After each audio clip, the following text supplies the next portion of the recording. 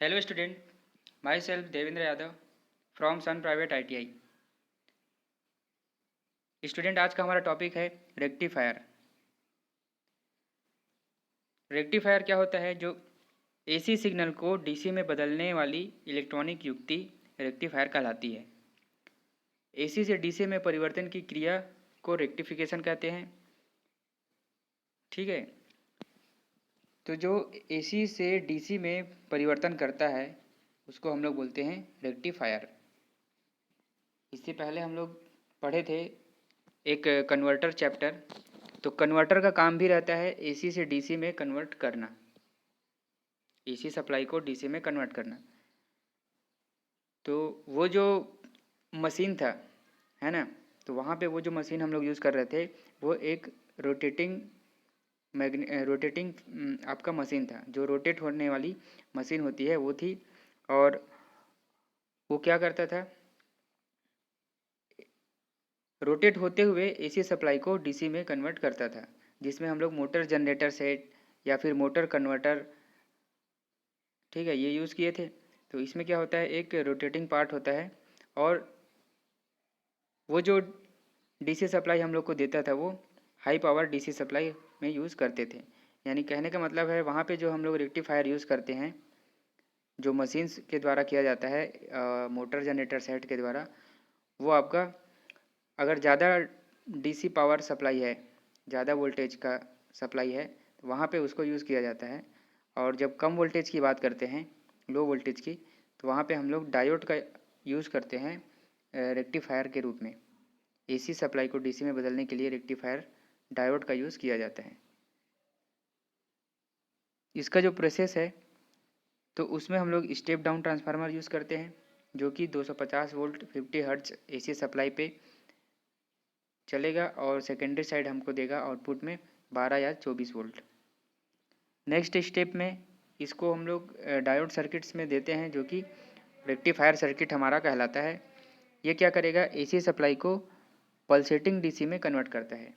ठीक है, याद रखना है, डीसी को प्योर डीसी में कन्वर्ट नहीं करता, यानी एसी को प्योर डीसी में कन्वर्ट नहीं करता है, पल्सेटिंग डीसी में कन्वर्ट करता है, पल्सेटिंग डीसी देता है, ये शुद्ध डीसी नहीं रहता है। तो हमको शुद्ध डीसी चाहिए, उसके लिए फिल्टर सर्किट यूज़ किया जाता है, जो रिपल जो है थोड़ा सा उसको कम करता है। उसके बाद लास्ट में हम लोग यूज़ करते हैं रेगुलेटर सर्किट। रेगुलेटर सर्किट क्या करेगा, फिक्स्ड डीसी हमको आउटपुट में देगा, यानी जितना वोल्टेज हमको चाहिए उतना वोल्टेज ये हमको देगा। ये हो गया रेक्टिफायर का पूरा प्रोसेस, किस तरह से ट्रांसफार्मर से स्टेप डाउन किए, फिर रेक्टिफायर की मदद से रिपल में बदले और उस रिपल को और कम करते हुए फिल्टर सर्किट के द्वारा, फिर रेगुलेटर के द्वारा फिक्स डीसी हमको आउटपुट में मिल गया। तो इसके लिए 3 प्रकार का सर्किट हम लोग यूज़ करते हैं रेक्टिफायर में, जिसको पहला जो रेक्टिफायर है उसको बोला जाता है हाफ वेव रेक्टिफायर।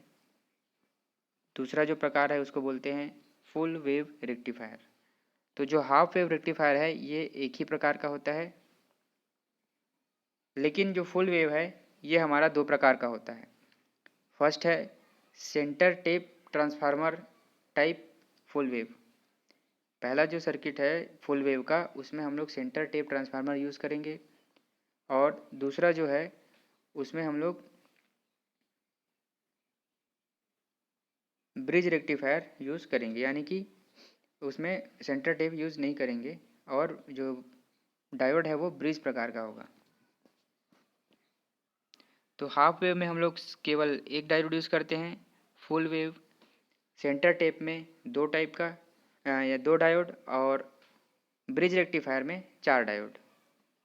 ठीक है, सबसे पहले हम लोग देखते हैं हाफ वेव रेक्टिफायर।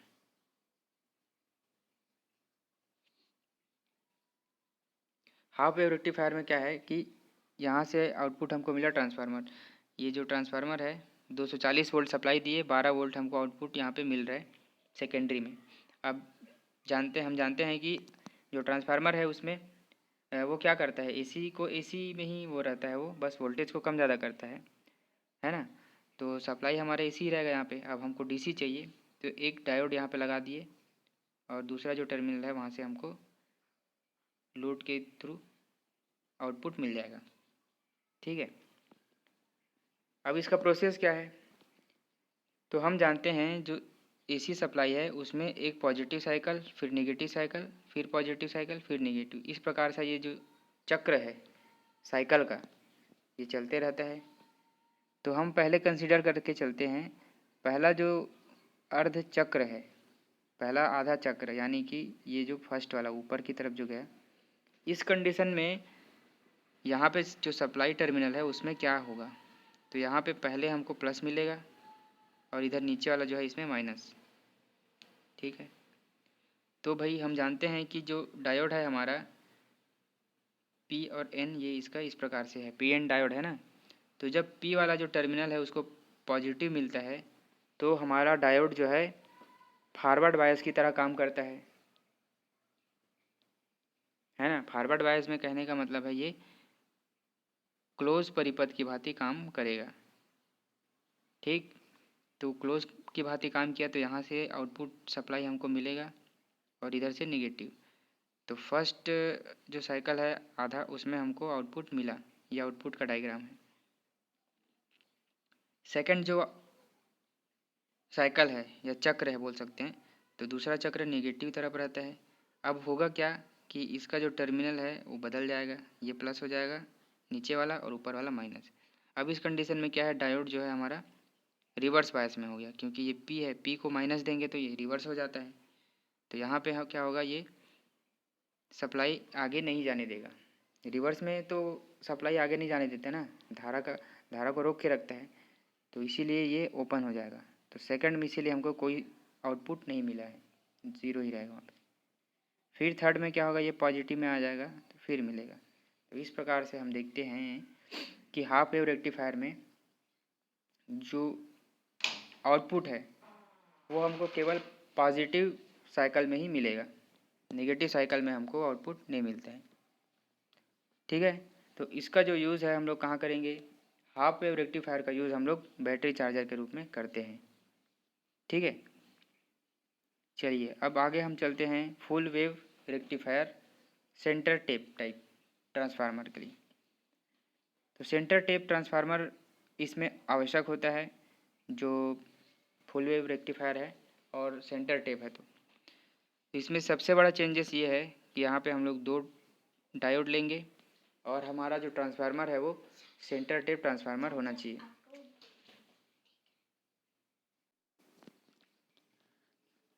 ठीक है, तो full wave centre tap type rectifier, इसमें हमको पहला तो सेंटर टेप ट्रांसफार्मर चाहिए जिसमें 3 टर्मिनल आउटपुट में हो और जो बीच वाला जो टर्मिनल रहता है वो हमेशा आपका माइनस में रहता है, ये आपको ध्यान में रखना है।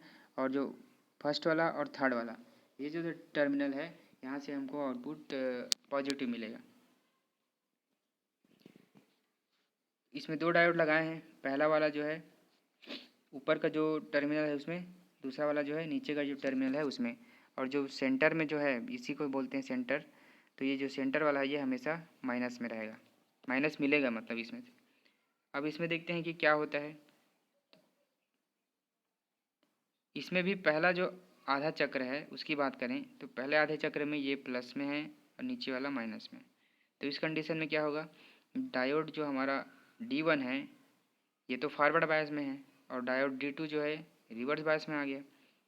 तो डायोड D1 जो है हमारा क्लोज रहेगा, D2 हमारा ओपन रहेगा। पहले आधे चक्र की बात कर रहा हूँ है ना। तो पहले आधे चक्र में D1 हमारा आउटपुट देगा। ठीक, अब बात करते हैं दूसरे आधे चक्र की, यानी कि ये पहले में D1 काम किया, दूसरे में क्या होगा, अब ये पॉजिटिव हो गया, ये नेगेटिव ऊपर वाला। तो इस कंडीशन में क्या होगा, D2 जो है हमारा क्लोज रहेगा, D1 जो है ओपन हो जाएगा। तो फिर अब यहाँ से प्लस मिलेगा और ये तो हमेशा माइनस मिलता है। तो कहने का मतलब है जो पहला और दूसरा दोनों चक्र में हमको सप्लाई मिलता है। पहले चक्र में D1 काम करता है, दूसरे यानी ऋणात्मक चक्र में D2 काम करता है। बस यही याद रखना है आपको।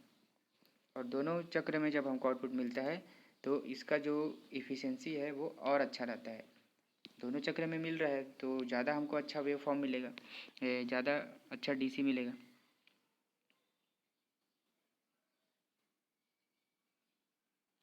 अब बात करते हैं फुल वेव ब्रिज रेक्टिफायर की। तो फुल वेव ब्रिज रेक्टिफायर में 4 डायोड यूज़ किया जाता है, ठीक है। और चारों डायोड का कनेक्शन कुछ इस प्रकार से रहता है कि 2 डायोड जो है सेम डायरेक्शन में कनेक्ट होंगे और 2 डायोड सेम डायरेक्शन में। अब इनका जो इनपुट सप्लाई आना रहता है वहाँ पे ऐसे पॉइंट पे करते हैं जहाँ पे दोनों डायोड का अलग अलग सिरा जो है कनेक्शन हो। यहाँ पे देख सकते हैं D1 और D4, इन दोनों का पॉजिटिव निगेटिव अलग अलग है डायोड का, है। तो जहाँ पे दोनों का अलग अलग है वहाँ पे हमको सप्लाई देना है, और जहाँ सेम जैसा रहेगा एक जैसा दिखेगा उस टर्मिनल पे हमको आउटपुट लेना है। ये हो गया। अब इसका वर्किंग, तो वर्किंग में ये है, पहले हाफ साइकिल की बात करते हैं। इसमें भी पहला अर्ध चक्र तो पहला अर्ध चक्र ये है। पहले अर्ध चक्र में क्या होगा कि ये पॉजिटिव है ये नेगेटिव है, ऐसा अपने को मान के चलना है। तो जब ये पॉजिटिव है तो आपका D1 जो है फॉरवर्ड बायस, यहाँ से आउटपुट मिला, और D3 जो है रिवर्स बायस। D3 जो है ये भी फॉरवर्ड बायस में रहेगा, ठीक है, क्योंकि ये निगेटिव है और ये डायोड का इधर वाला निगेटिव है, तो निगेटिव निगेटिव से मिला, तो ये भी आपका फॉरवर्ड बायस में।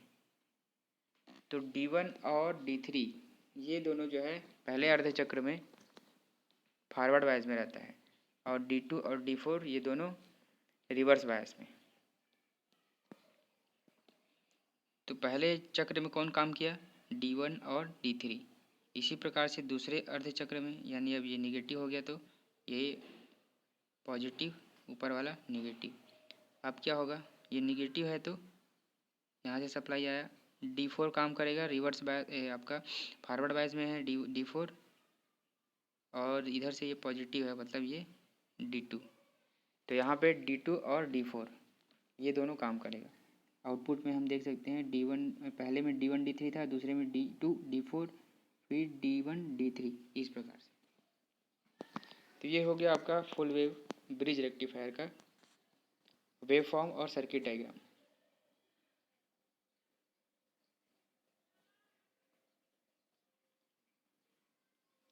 अब बात करते हैं इसमें जो तीनों में जो है कंपेयर कर लेते हैं, और मेन मेन जो पॉइंट है उसको देख लेते हैं कि जहाँ से हमारा क्वेश्चन बनता है।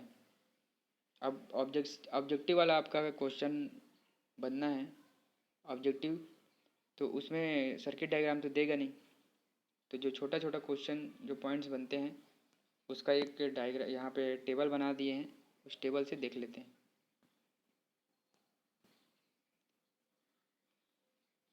ये हाफ वेव का है, फुल वेव और फुल वेव ब्रिज।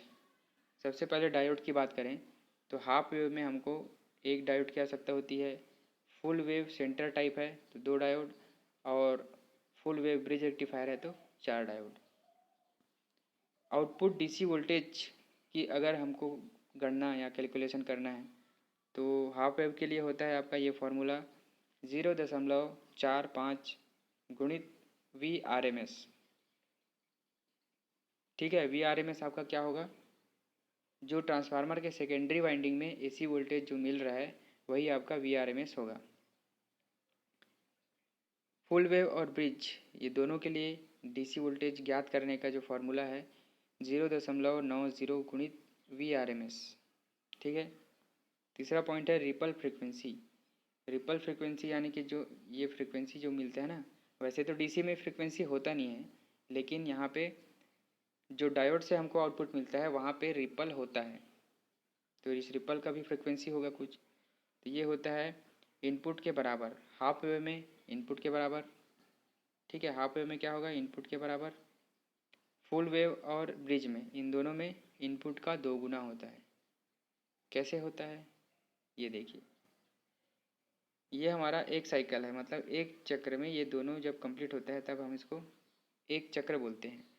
और यहाँ पे एक चक्र में हमको कितना रिपल मिल रहा है, तो ये पॉजिटिव के लिए ये वाला मिलेगा, और जब ये नेगेटिव जाता है तो ये वाला, यानी एक चक्र में हमको 2 सिग्नल मिल रहा है, 2 पल्स मिल रहा है।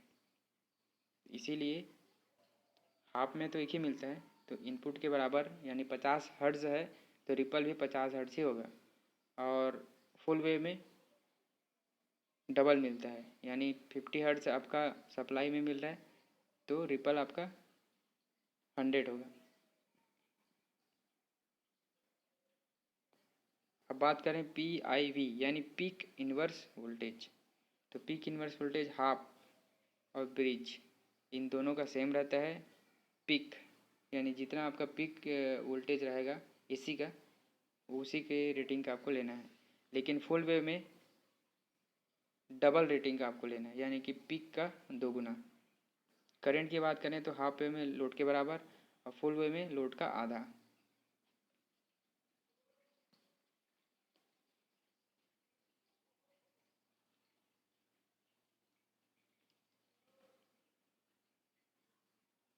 इफ़िशियंसी हाफ वेव में रहता है 40% के आसपास, और फुल वेव ब्रिज में रहता है 81%। और रिपल फैक्टर की बात करें तो ये होता है आपका 1.21, 0.48 और 0.48। तो फुल वेव ब्रिज दोनों का हर चीज़ सेम रहता है, सिर्फ आपका जो पीक वैल्यू है ना, PIV पीक इन्वर्स वोल्टेज, ये बस आपका फुल में चेंज रहेगा, बाकी सब चीज़ जो है दोनों का सेम रहता है। और हाफ का तो सब आधा के आधा करीब करीब रहता है। तो ये हो गया आपका rectifier, full wave, half wave, full wave bridge rectifier. ठीक है, ओके स्टूडेंट।